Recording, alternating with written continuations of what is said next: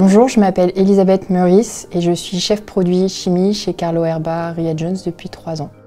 J'ai choisi de travailler dans les métiers du laboratoire parce qu'en fait c'était la suite logique de mon parcours puisque j'ai commencé par une école de chimie pour ensuite aller vers le marketing. Je trouve ça super intéressant de pouvoir du coup au quotidien travailler avec mes deux compétences.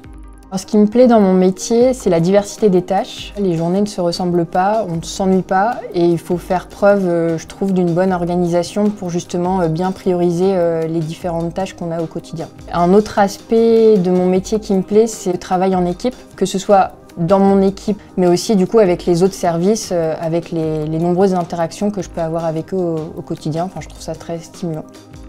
Être chef produit, c'est suivre les produits ou les gammes de produits de son entreprise de A à Z. Donc on va suivre leur cycle de vie, de leur conception au lancement, aux ventes, jusqu'au service après-vente et dans certains cas jusqu'à l'arrêt du produit pour diverses raisons. Par rapport à la conception, en fait on va d'abord avoir une phase de veille marché avec notamment les remontées terrain de nos clients et aussi on va suivre les techniques associées à nos produits, ce qui va nous permettre de définir notre stratégie avec le responsable marketing. Pour déployer cette stratégie, on va prendre en quelque sorte la casquette de chef de projet puisque en tant que fabricant de produits chimiques, je vais devoir aller vérifier la faisabilité auprès des différents services de mon entreprise, auprès des achats. Si par exemple on doit lancer un nouvel emballage, on va échanger longtemps avec eux sur les spécificités des composants de ce nouvel emballage. On va définir avec la qualité les spécifications de notre produit. On aura aussi une phase de test sur nos lignes de production pour vérifier que le nouveau produit n'impacte en rien leur travail. Avec ma collègue, on va aussi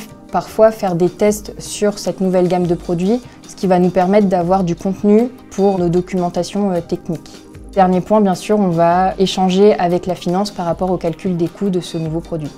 Au moment du lancement, il y a la communication à prévoir. D'abord, de la communication auprès de notre force de vente et de notre réseau de distributeurs pour les former sur cette nouvelle gamme de produits. Et aussi des contenus pour nos réseaux sociaux, pour des campagnes d'emailing par exemple, et aussi pour notre site internet. Ensuite vient le temps du suivi des ventes. Donc pour ça, je fais des statistiques mensuellement.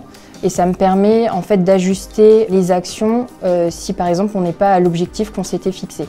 Lorsque le produit est en place depuis plusieurs années, on gère juste un service après-vente et en fait on est surtout là au quotidien pour épauler notre force de vente et notre réseau de distribution s'ils ont des questions sur les produits. On est aussi amené d'aller sur les salons nationaux comme par exemple Forum Labo ou internationaux pour représenter l'entreprise et ça nous permet de rencontrer nos clients, de rencontrer aussi nos fournisseurs et de faire une veille concurrentielle et technologique.